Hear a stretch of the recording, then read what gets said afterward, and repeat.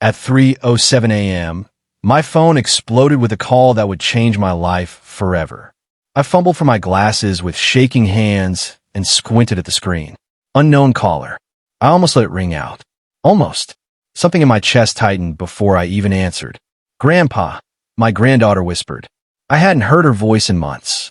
Before I could reply, a panicked, broken voice burst through the speaker. "My card declined at the club. They won't let me leave. I need $3,000 right now, or I'll do something terrible." For a moment, I couldn't breathe. I'm 72 years old. Arthritis in my knuckles, a bad hip, living alone in a quiet house that echoes with old memories and ticking clocks. The kind of house where silence feels louder than people. She was the last person I ever expected to hear from at that hour. "Sweetheart, what are you talking about?" I whispered. In the background, I heard music, laughter, glasses clinking. Then she said something that made my hands go numb. "Grandpa, I'm not alone. Please don't ask questions. Just send the money." I only had $2,100 in my bank account. That was my rent, my medicine, my groceries for the month. But she sounded terrified, so I did what any scared old man would do. I sent the money. 20 minutes later, my phone rang again. Same number. I answered instantly. This time, the voice on the line didn't sound scared. It sounded smug. "Thanks, soul man." A man chuckled. "She's gonna be just fine." My heart dropped into my stomach. "What did you do to my granddaughter?" I shouted, suddenly feeling 20 years younger and 100 years older at the same time. The man laughed again. "Relax, she planned this. You just paid for her VIP section and drinks." Then the line went dead. I sat on the edge of my bed, staring at the wall like my soul had left my body and forgotten to come back. She hadn't been in danger. She wasn't trapped. She hadn't even called me. She had given someone my number and told him to scare me for money. I didn't sleep. That night, I didn't cry either. I just sat there staring at my hands. Hands that built cribs. Hands that held her when she learned to walk. Hands that bought her ice cream when her parents were too busy fighting. I wasn't angry. I was broken. But by morning, something inside me snapped. Not in a violent way, in a calm, quiet way. The kind of snap that happens when a man is done being used. I went to the bank the next morning, hands steady, heart calm. The young teller smiled brightly. "How can I help you today, sir?" "I want to close my account," I said softly. Her smile faded. "All of it?" "Yes," I replied. "Every cent." I walked out with a cashier's check and a clarity I hadn't felt in years.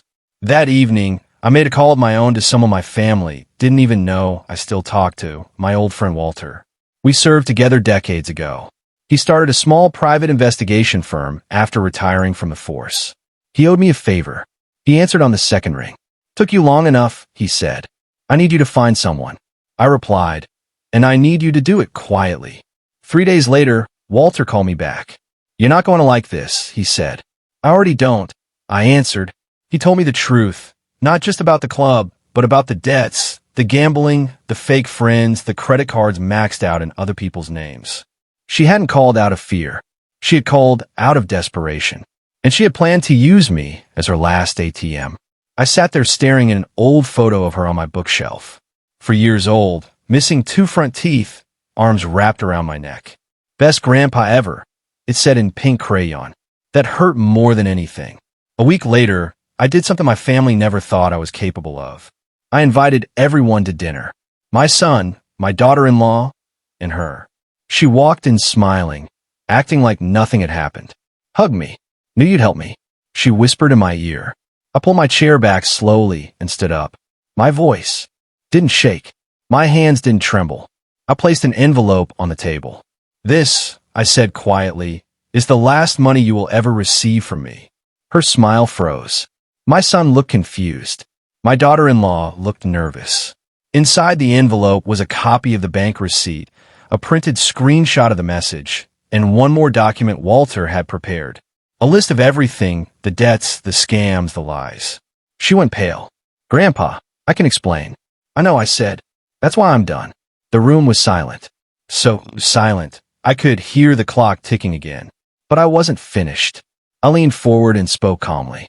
"You isn't getting my money anymore, but you're getting my truth." I turned to my son. "You raised a girl who thought scaring an old man at 3 a.m. was easier than telling the truth. He stared at the table. I turned back to her. And you, I said softly, will never use my love as a weapon again. She left in tears. My son didn't speak to me for weeks.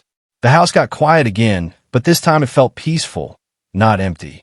3 months later, something unexpected happened. She came back different.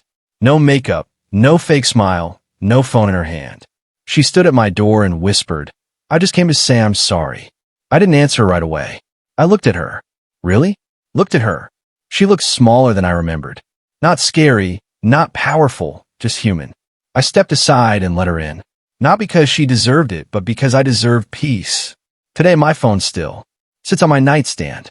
I still wake up sometimes at 3 a.m., but I learned something that night. Being a grandpa doesn't mean being blind. Being loving doesn't mean being weak. And sometimes the scariest calls don't come to hurt you. They come to wake you up. If you'd like, I can also rewrite this with more revenge, more emotional drama, or a darker twist.